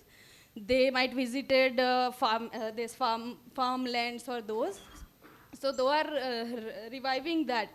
Being a IT professional now, they are also enjoying reminding their childhood at the office area. We started to have a diverse this medicinal garden, variety of plant species, fruiting plants at the premises. They used to start their caring, and they also enjoy when flowering is come up, fruiting come up, how the other birds or bees are enjoying that part. So entire ecosystem they are able to visualize. Yeah. Very And nice. my message here too, अच्छा. we are thinking that we'll educate children at the school level. That is also very important, because we are in that subconscious mind we are putting that seeds. But when they are able to invest, we'll have to again remind them where to invest rather than this concrete jungle. Why not we'll start to invest where we are already interested during our childhood. So we'll take a awareness session among the initial stage of their earning life. So that will definitely guide them to put towards this our originality. Thank you. That's the message. Thank you. you આ બેને so much. Summary That આપી was દીધી very આપણને nice. આની. हाँ, last पीछे, हाँ. સવાલ જ છે ને તમારો? Thank you. आपका अभी कोई अहमदाबाद या गुजरात में कोई रनिंग प्रोजेक्ट होगा currently at present, if you want to see? अभी शुरू करेंगे. अभी शुरू करें. हाँ. एंड सपोज अगर हमें कोई पर्माकल्चर फार्म डेवलप करना हो और उसमें आपका असिस्टेंट चाहिए, मतलब आपका रिक्वायरमेंट हेल्प चाहिए, तो वो हम आपको कैसे कांटेक्ट करें? या फिर PAQ કમ્યુનિટીને મેસેજ કરવાનો તમારા ઇન્સ્ટાગ્રામમાં. Yeah which community? PAQ project adopt queen. Okay. Yeah project શું છે પૂરો આપણું શું છે handle? project.aq. project.aq. AQ adopt ક્વીનનું AQ. PAQ. PAQ yeah right. અમે બી થોડું અમારું માર્કેટિંગ કરીએ ને. હવે કોઈ બાકી છે? पूरब को नंबर दे देने से ना, हाँ. You can keep in touch. તમારે તમે આવો બેસો. उनको बैठाओ. नहीं नहीं. हाँ, अरे आप लोग गप मारे थे कि बोला नहीं होगा, हमारा जब सबको देर हो रही है. So namaste everyone. Myself Dr. Madhukant Patel, ex-ISRO scientist, by birth a farmer. So till I joined ISRO, I was full-time farmer and part-time student, and then I became scientist. So खेती थोड़ी दूर चली गई. But जो like पाठक साहब told कि भी how to grow this, पूरा सोसाइटी में फैलाए कैसे, जैसे मैंने का वायरस फैलाओ. तो मैं एक एग्जांपल दूंगा जो मेरा खुद का जो मैंने अनुभव किया है कि for example ISRO doctor Sarabhai, जिससे 30 साल की उम्र में कुछ काम शुरू किया होगा और लेस देन 50 ईयर्स में ही डिपार्टेड फ्रॉम दिस वर्ल्ड. 20 साल में ही प्लांटेड सो मच कि 200 साल तक काम करते रह गए हम लोग स्पेस का, तब भी कम पड़ रहा है. सो अभी अमूल डेरिविनो अमूल पूरी दुनिया में 50 से ज़्यादा देश में अमूल के पार्लर है. तो अभी लेट्स कनेक्ट की भी latest technology of the world and Amul this food for half of the world. What is the connect? So whatever pain we have, how to spread this to the society, how to बच्चों को ज्ञान कैसे दे, किताब में डालो उधर डालो, तो वो प्रॉब्लम वाला है. Why don't we teach student at home? वो भी जिम्मेदारी है अपनी, घर पे क्यों ना सिखाए? Why school should do it for example. So what doctor Sarabhai and doctor Kurien did कि इसरो का टेक्नोलॉजी एंड कैटल फार्मर का फार्मिंग दोनों को ब्लेंड किया. सो इसलिए ISRO donated a television transmitter to Pij Kheda and ISRO gave television to each panchayat and each dairy. And then they started broadcasting Ungo Namari Bhuri, Kakari Daily, those kind of serial, which is meant for rural and farmers. And beautifully designed by ISRO, and every day they are giving serial. समझो आज कुछ भैंस को problem हुआ आज, कल के episode में शाम को इसका इलाज आ जाएगा. That fast. 30-40 social researchers, they take the feedback of every episode, and next day it is blended into next day का serial में. तो कई साल तक चले वो serial. What we can do now in our contest, that first we make some model farms, जो जैसे 1 acre और ज़्यादा ज़मीन के लिए ज़्यादा यूज़फुल है, या बंगलोज है. दूसरा we can create some 200 apartment, जिस मैडम के घर में पूरा गार्डन है, ऐसा 100-200 बनाए अहमदाबाद में हम सब मिल के घर में. Let people start spreading the virus. हर किसी को ताज़ा सब्जी चाहिए, हर किसी को सस्ता सब्जी चाहिए, तो ये तो घर में ही होगा, ताज़ा और सस्ता. तो ये फैलाने के लिए अपने पास पूरा टेक्नोलॉजी है. जैसे हम लोग हनी फार्मिंग में we have done the wonderful technology for honey farming, जो डेटा मोबाइल में आता है सीधा कि हनी कैसे ग्रो रहा है, कितना शुद्ध है, माखी बीमार है, शुद्ध है, क्या है. 2 दिन पहले I went to Gujarat biotech mission, वहाँ पे सीड्स है, they qualify the seeds.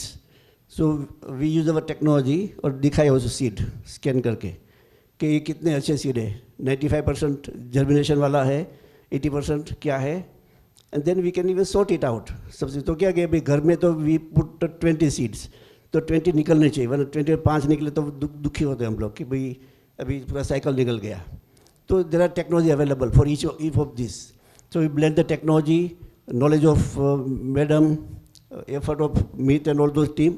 We blend it in a social media, in a monthly online meeting, sitting, कुछ भी करके share experience by some media कि हमने घर में डाला, इतना अच्छा हो रहा है, वो इतना आसान है.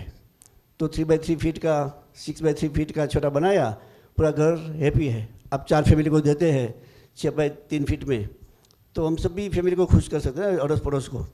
तो इसी कुछ ब्लेंड करें हम लोग टेक्नोलॉजी में.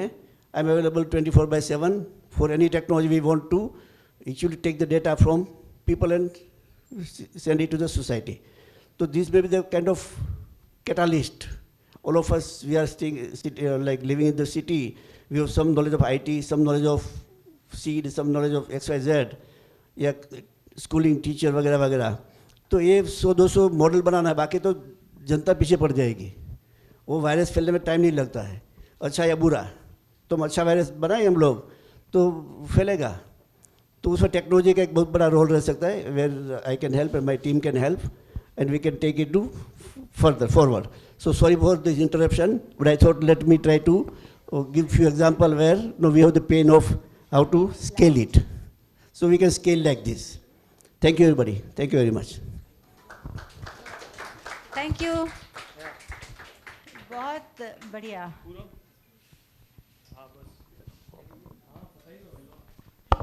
थैंक यू से पहले मैं भी एक बात बोलूँगी.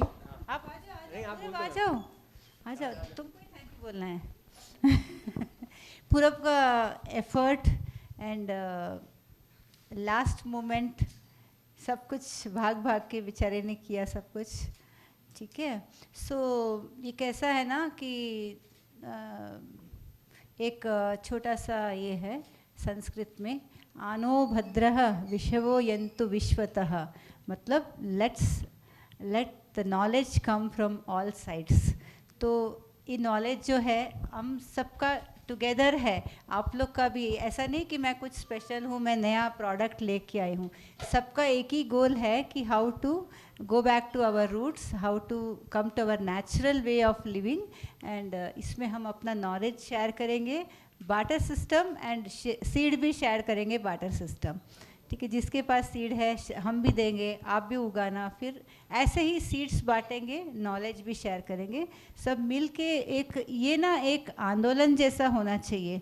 ऐसा नहीं कि एक जन ने ट्राई, हर कोई अलग अलग ट्राई कर रहे हैं ना, तो क्या हो रहा है, एक बाइंडिंग एंड नहीं हो पा रहा है साथ में.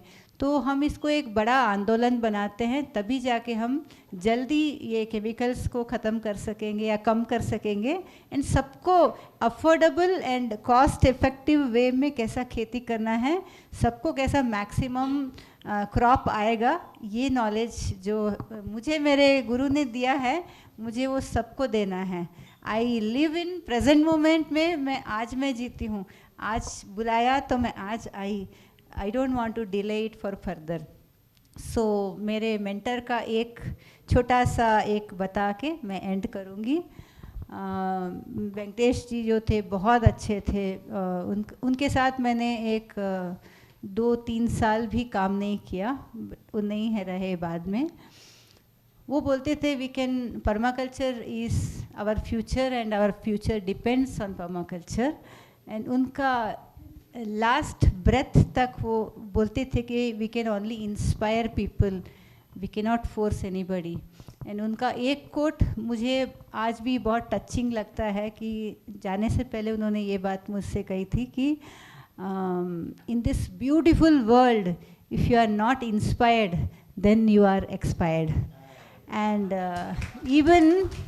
even you are inspired and not inspiring others, you are expiring. And even if I inspire one person in my life, that one person will do rest of the world's job, and that one person is you बोल के मुझे दिखा के गए. And that's why I am very passionate and always ready to share this till I am here. Whatever knowledge, we have to share it. The way I received, the way I wanted to give. I don't want to dilute it. So thank you everybody for coming and listening to me. Thank you so much. I'll just take 30 seconds. I'm so sorry. I'll just take 30 seconds on the behalf of Project Adopt a Queen. I'd like to thank Unmesh sir and the AMA for giving us this platform. All our adopters who have come, our collaborators, our mentors, our well-wishers, thank you so much for coming. તમારા બધાના મોઢા જોઈને બહુ સારું લાગ્યું.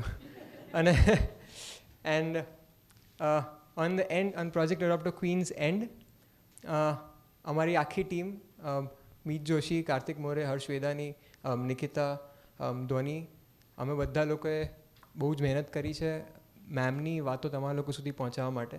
So thank you so much for coming. And તમે Instagram પર project.aq ને ફોલો કરી શકો છો. But yes, thank you so much guys.